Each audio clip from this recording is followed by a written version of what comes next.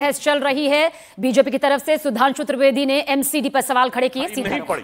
उल्टा मैं ये कहना चाहता हूं कि इन घटनाओं के साथ इधर दिल्ली के साथ जो मैंने कहा 26 जून से लेके कई शिकायतों से लेके आज तक ये हो रहा था, परंतु जवाब में कोई तथ्यात्मक जवाब नहीं दिए जा रहे थे। सिर्फ ये जानकारियां दी जा रही थी कि उनका वजन हल्का हो रहा है। मुझे लगता है कि अगर उन्होंने अपने कामों पे ध्यान दिया होता तो मैं उनके अच्छे स्वास्थ्य की कामना करता हूं कि वो स्वस्थ रहे, परंतु मैं कहना चाहता हूं यहां वजन हल्का होने का विषय नहीं है, यहां किरदार हल्का होने का विषय है। और जिस प्रकार का आचरण आम आदमी पार्टी ने दिखाया है वो निश्चित रूप से उनके आचरण के और उनकी सरकार के परफॉर्मेंस पे संजय बिल्कुल महोदय उस पर चर्चा हो रही है। नहीं देखिए क्यों, इसमें कौन सी बात है महोदय? अगर महोदय मैं आपके माध्यम से कहना चाहता हूं महोदय, सुधांशु जी मेरे विषय मेरे एक सेकंड सुने Sanjay, nothing is going on record. Sanjay nothing is going on record. बैठिए please, let us please Sanjay take your seat.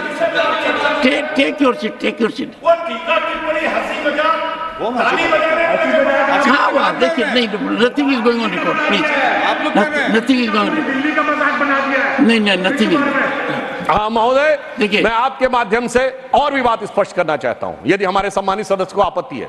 सरकार के मंत्री आते हैं, सरकार के विषय में बोलते हैं।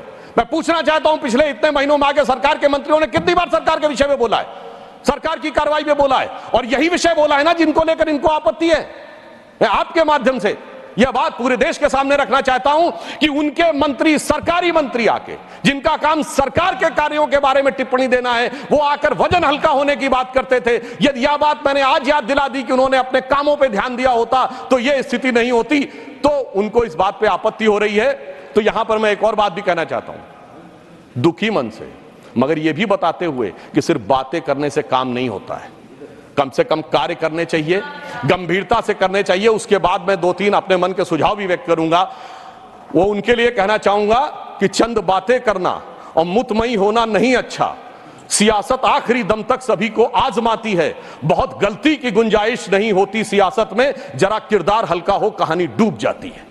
तो जो आपने किया है वो दिल्ली की जनता की अपेक्षाओं को और जो जिस आधार पर आपको लाया गया था उसको दूर करने काम किया। अब मैं इन्होंने कहा सुझाव तो मैं बहुत साफ कहना चाहता हूं, जितने गुने पैसे आपने, जितना ध्यान आपने प्रचार प्रसार पर, वक्फ बोर्ड के विस्तार पर दिया है, आप उसकी बजाय ध्यान हटाइए और दिल्ली के सीवरों को साफ करने के लिए धन आवंटित करिए।